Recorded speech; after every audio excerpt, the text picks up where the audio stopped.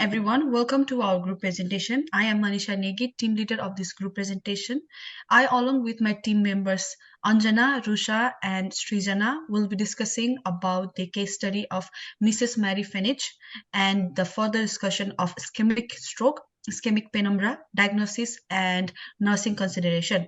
Now I'll be discussing about the pathogenesis of ischemic stroke, specifically relating to the risk factors associated with Mrs. Mary Fenich. The risk factors leading to the ischemic stroke of Mrs. Mary Fenich are her history of hypertension, atrial fibrillation, hypertension, type 2 diabetes, mellitus, occlusion of her left internal carotid artery. A stroke caused by ischemic is a form of cerebral hemodynamic injury. Ischemic damage is a consequence of insufficient cerebral blood flow, which falls below the threshold necessary to sustain neuronal survival.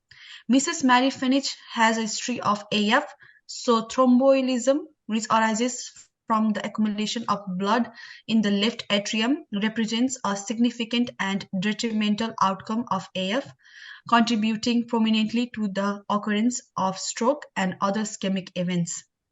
Multiple risk factors for AF thromboembolism, including previous ischemic stroke or diabetes, hypertension, and age over 65, which can be found in Mrs. Mary. Now I'll be forwarding to Srijana. Thank you. Thank you, Manisha, for passing this question to me. My name is Srijana Paudel, and I'd like to shed light on a crucial aspect of stroke management. In the context of a stroke, ischemic penumbra refers to the surrounding area of damaged brain tissue where cells are not yet dead but are at risk due to reduced blood flow. Neurons in the penumbra risk dying due to inadequate perfusion, but they might still be salvageable if blood flow is restored promptly. Understanding this penumbra is vital because it presents a time-sensitive window of opportunity such as reperfusion therapy, which can potentially reverse the damage and improve patient outcomes. When we talk about timely reperfusion therapy, we mean the urgent restoration of blood flow to this compromised area. The goal is to salvage the at-risk brain cells, preventing further damage. In the case of Mrs. Mary Fenich, a 78-year-old lady who suffered a stroke due to an acute left internal carotid artery occlusion, administering alteplase, a clot-dissolving medication, was pivotal. The medication aimed to dissolve the clot obstructing her blood vessels, allowing oxygen and nutrients to reach the affected brain tissue. Moreover, preparing for an endovascular clot retrieval underscores the urgency. This proactive approach by the medical team shows their dedication to restore blood flow quickly and saving the ischemic penumbra. Timely reperfusion treatment is crucial, and it is the difference between saving essential brain tissue and irreversible injury. Now, I would like to pass it to Rusha. Thank you, Srijana. My name is Rusha. Today, I'm going to explain about nursing responsibilities related to following medication. Firstly, I'm going to talk about alteplase IV. Administering alteplase and intravenous medication requires a careful approach from nurses. Before administration, it is essential to assess the patient's medical history, contraindications such as recent surgery, active bleeding, or a history of intracranial hemorrhage. The doses should be calculated precisely based on the patient's weight following established guidelines. Patients should be closely monitored during and after alteplase administration for the signs of bleeding, neurological changes, blood pressure, and vital signs. Secondly, I'm going to explain about IV heparin. Administering IV heparin requires a thorough understanding of the patient's coagulation history.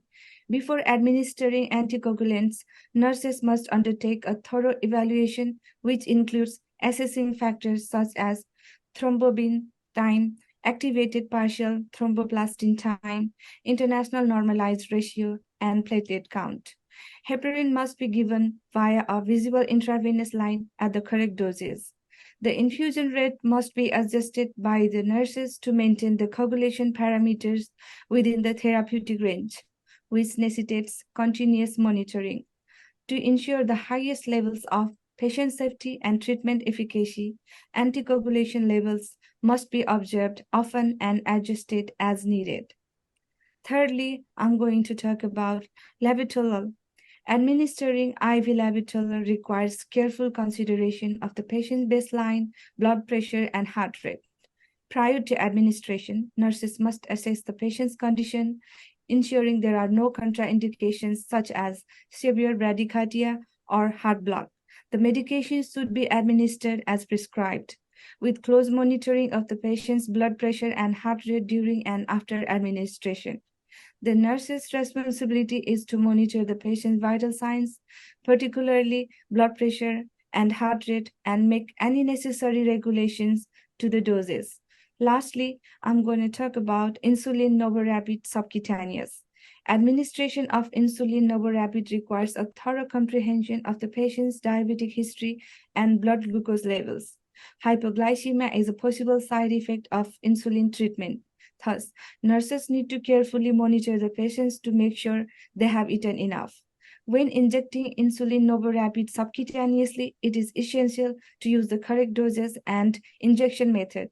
Maintaining normal glucose levels in the blood is especially important for those with diabetes. I'm done my side. Now I'm going to pass to Anjana for the further explanation. Thank you. Thank you, Rusha. I am Anjana, and I will be discussing the diagnostic procedure that are commonly used to diagnose ischemic stroke. The first one I'm going to talk about is magnetic resonance imaging, which is also known as MRI. It is one of the most accurate method of acute ischemic stroke detection, which is used to diagnose mild stroke by imaging, usually as a part of follow-up. It can identify brain ischemic in a case of mild ischemic stroke or transient ischemic stroke. It can be carried out without the use of contrast agents, although contrast agents are utilized for early diagnosis purposes. The second one is non-contrast computed tomography. All suspected patient of having a stroke should have had NCCT as the initial imaging procedure, primarily to rule out hemorrhagic stroke with above 95% accuracy when evaluated by a specialist. According to the age of the infection, the result of ischemic stroke range from hyperacute, which is within